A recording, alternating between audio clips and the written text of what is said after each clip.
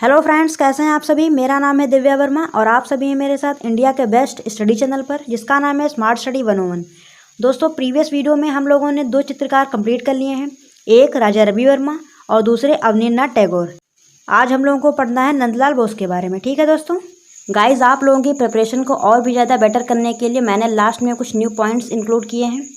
सो आप लोगों को लास्ट तक बने रहना है मेरी वीडियो में, कोई भी पॉइंट आप लोगों को मिस नहीं करना है। ठीक है दोस्तों, चलिए सेशन को स्टार्ट करते हैं। नंदलाल बसु। दोस्तों, आज हम लोगों को नंदलाल बसु का जीवन परिचय पढ़ना है और यहाँ पर जितने भी पॉइंट्स दिए हुए हैं, इन्हीं पॉइंट्स का अध्ययन हम लोगों को आगे विस्तार में करना है। ठीक है, चलिए देख लेते हैं कौन कौन से पॉइंट्स हम लोगों को पढ़ने हैं। जन्म एवं शिक्षा, अध्यापन कार्य, चित्रण शैली की विशेषताएं, प्रमुख चित्र, चित्र संग्रह, पुरस्कार एवं सम्मान, मृत्यु, महत्वपूर्ण बिंदु। महत्वपूर्ण बिंदु के माध्यम से जितने भी नंदलाल बोस से महत्वपूर्ण क्वेश्चन बनते हैं वो आप लोगों को मिल जाएंगे। ठीक है, इम्पॉर्टेंट क्वेश्चन आप लोगों को महत्वपूर्ण बिंदु के माध्यम से प्रोवाइड किए जाएंगे। ठीक है दोस्तों, चलिए आगे देखते हैं। जन्म एवं शिक्षा। नंदलाल बोस का जन्म 1882 ईस्वी को बिहार प्रदेश के मुंगेर जिले में हवेली खड़गपुर में हुआ था। इनके पिता पूर्णचंद्र दरभंगा जिले में इंजीनियर थे। इनकी माता का नाम छेममणि था। नंदलाल बोस को बचपन से ही कला का शौक था और यह गुण इन्हें अपने माता पिता से मिला था। नंदलाल बोस के जो माता पिता थे उनको भी कला में विशेष रुझान था। ठीक है, और इसी कारण नंदलाल बोस को बचपन से ही कला का विशेष शौक था। ठीक है दोस्तों, चलिए आगे देखते हैं। जब उनकी माता का देहांत हुआ उस समय नंदलाल बोस की आयु केवल 8 वर्ष थी।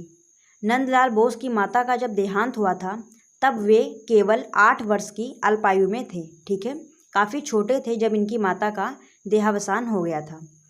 उन्होंने 1905 से 1910 के बीच Calcutta government college of art में दाखिला लिया। इस समय ईवी हैवल यहाँ के प्रिंसिपल और अवनींद्रनाथ ठाकुर वाइस प्रिंसिपल थे। नंदलाल बसु ने जब Calcutta government college of art में दाखिला लिया उस समय ईवी हैवल वहाँ के प्रिंसिपल थे और अवनींद्रनाथ ठाकुर वहाँ के वाइस प्रिंसिपल थे। ठीक है दोस्तों, चलिए आगे देखते हैं। अध्यापन कार्य। 1918 में Indian society of oriental art में कुछ समय तक शिक्षण कार्य किया। 1919 में उन्होंने रविन्द्रनाथ ठाकुर द्वारा स्थापित शांति निकेतन में विश्व भारती के कला विभाग में कार्य करना प्रारंभ किया। ठीक है, 1919 से उन्होंने रविन्द्रनाथ ठाकुर द्वारा शांति निकेतन में स्थापित विश्व भारती के कला विभाग में कार्य करना प्रारंभ किया और 1922 में कला भवन के अध्यक्ष के रूप में नियुक्ति हो गई। ठीक है, नंदलाल बोस की कला भवन के अध्यक्ष के रूप में नियुक्ति कब हुई थी? 1922 में। ठीक है, चलिए आगे देखते हैं। 1909 से ठीक है 1909 से 1910 ईस्वी में नंदलाल बसु ने लेडी हेरिंघम की अध्यक्षता में अजंता की अनुकृतियां तैयार की तथा 1921 में उन्होंने बाघ चित्रों की भी अनुकृति की।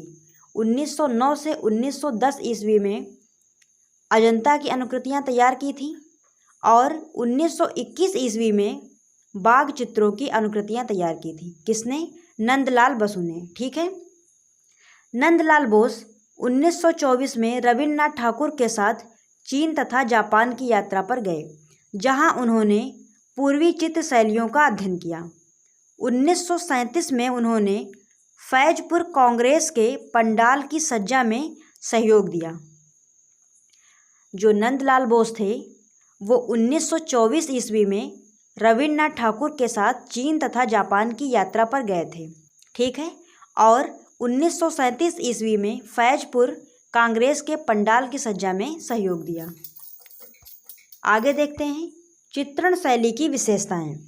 आधुनिक कलाकारों में वह अजंता के सर्वाधिक निकट हैं, किंतु उनकी मौलिकता उन्हें अजंता से पृथक भी कर देती है। उनकी चित्रकारी के विषय अधिकांशतः पौराणिक तथा धार्मिक कथाओं एवं बुद्ध जीवन से संबंधित हैं। नंदलाल बोस के जो चित्रों के विषय हैं वो पौराणिक तथा धार्मिक हैं और बुद्ध जीवन से संबंधित हैं। ठीक है। आरंभ में उन्होंने कुछ प्रतियां जल रंग में बनाई तथा बाद में उन्होंने टेम्परा विधि से चित्रांकन करना आरंभ कर दिया। नंदलाल बोस ने शुरुआती दौर में कुछ प्रतियां जल रंगों में बनाई तथा बाद में टेम्परा विधि से चित्रांकन करना प्रारंभ कर दिया था इन्होंने। ठीक है। चलिए आगे देखते हैं। इन्होंने कांग्रेस अधिवेशन के पंडालों के लिए पोस्टर भी बनाए।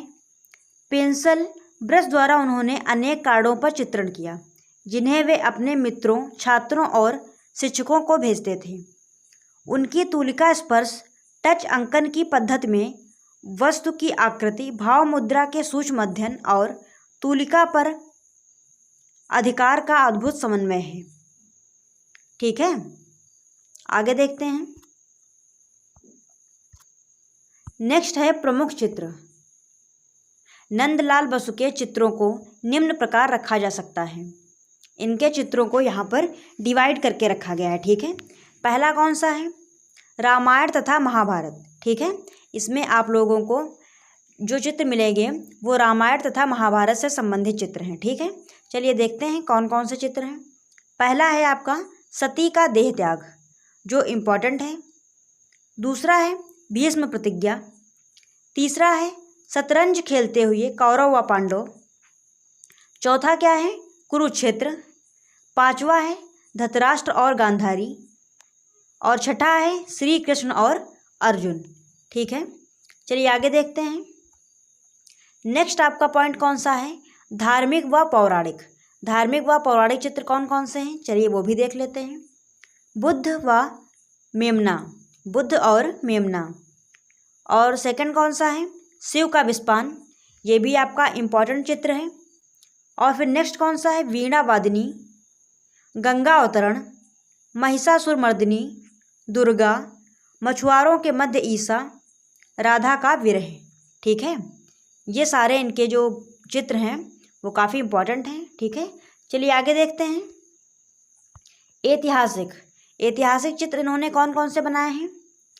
पद्मिनी और भीम सिंह। दूसरा कौन सा है? मीराबाई का जीवन। और तीसरा है राजगृह। फिर ऋतुएं, पर्व तथा उत्सव से संबंधित चित्र यहाँ पर आपको मिलेंगे। कौन कौन से चित्र हैं?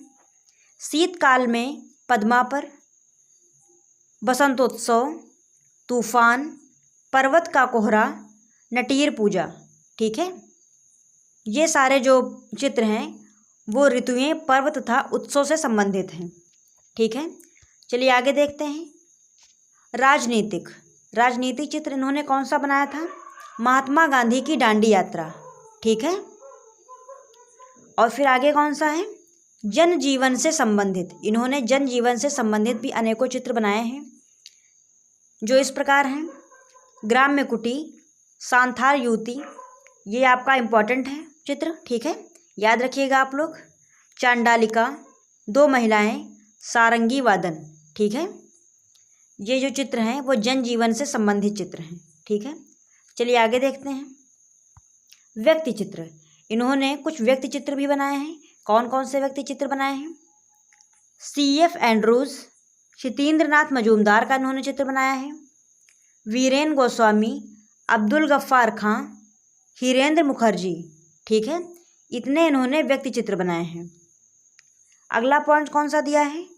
1928 में इटालियन भित्तिलेप चित्र शैली से इन्होंने दूल्हे की सवारी नामक एक विशाल चित्र बनाया है। ठीक है। 1928 में इटालियन भित्तिलेप चित्र शैली से इन्होंने दूल्हे की सवारी नामक एक बहुत बड़ा चित्र बनाया है। ठीक है। काफ़ी बड़ा चित्र है। चलिए आगे देख लेते हैं। चित्र संग्रह। नई दिल्ली स्थित national gallery of modern art में उनकी 7000 कृतियाँ संग्रहित हैं। ठीक है। इसके अतिरिक्त भारत कला भवन, काशी हिंदू विश्वविद्यालय कला भवन, शांति निकेतन एवं अन्य व्यक्तिगत संग्रहालयों में उपलब्ध हैं। इनको जो चित्र हैं, इनके चित्रों का संग्रह आप लोगों को कहाँ कहाँ देखने को मिल सकता है? तो national gallery of modern art और भारत कला भवन, काशी हिंदू विश्वविद्यालय कला भवन, शांति निकेतन। ठीक है, चलिए आगे देख लेते हैं। पुरस्कार एवं सम्मान। नंदलाल बोस को कौन कौन से पुरस्कार एवं सम्मान प्राप्त हुए हैं, चलिए देख लेते हैं। सन 1956 में उन्हें ललित कला अकादमी का फेलो चुना गया। सन 1954 में उन्हें पद्म भूषण से नवाजा गया। सन 1950 में हिंदू विश्वविद्यालय ने तथा 1957 में कलकत्ता विश्वविद्यालय ने उन्हें डी.लिटरेट की उपाधि से सम्मानित किया। 1950 में बनारस हिंदू विश्वविद्यालय ने इन्हें डी.लिटरेट की उपाधि दी थी और 1957 में कलकत्ता विश्वविद्यालय ने इन्हें डी.लिटरेट की उपाधि दी थी। ठीक है, चलिए आगे देख लेते हैं। 1952 में विश्व भारती ने देशिकोत्तम तथा 1965 में एशियाटिक सोसाइटी कोलकाता ने रविंद्र शताब्दी पदक से सम्मानित किया। ठीक है, 1952 में विश्व भारती ने देशिकोत्तम तथा 1965 में एशियाटिक सोसाइटी कोलकाता ने रविंद्र शताब्दी पदक से सम्मानित किया। चलिए आगे देख लेते हैं। मृत्यु। नंदलाल बोस की मृत्यु कब हुई थी? कला जगत की निरंतर सेवा करते हुए 16 अप्रैल 1966 को नंदलाल बसु ने अंतिम सांस ली। वे भारतीय कला को एक ऐसी ज्योति दे गए जो सदा उसका पथ प्रदर्शन करती रहेगी। ठीक है, चलिए आगे देख लेते हैं कौन सा पॉइंट है। महत्वपूर्ण बिंदु।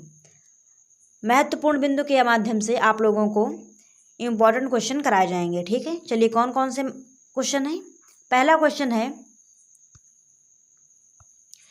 क्वेश्चन कौन सा है? नंदलाल बोस शांति निकेतन में मोसाय बाबू के नाम से पुकारे जाते थे। जो नंदलाल बोस हैं उनको शांति निकेतन में मोसाय बाबू के नाम से पुकारा जाता था। ठीक है, अगला पॉइंट कौन सा है?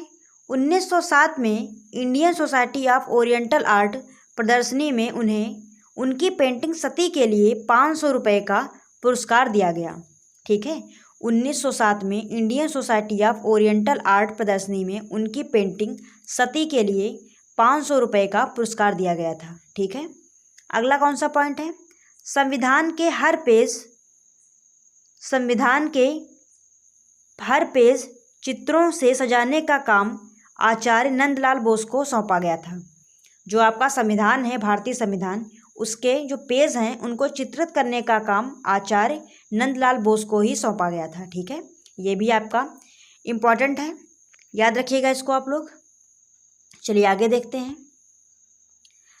संविधान के सबसे अहम पेज प्रस्तावना को अपनी कला से सजाने का काम व्यवहार राम मनोहर सिन्हा ने किया। ठीक है, जो संविधान का सबसे अहम पेज होता है प्रस्तावना, उसको चित्रित करने का कार्य किसने किया था? राम मनोहर सिन्हा ने, जो नंदलाल बोस के ही एक शिष्य थे।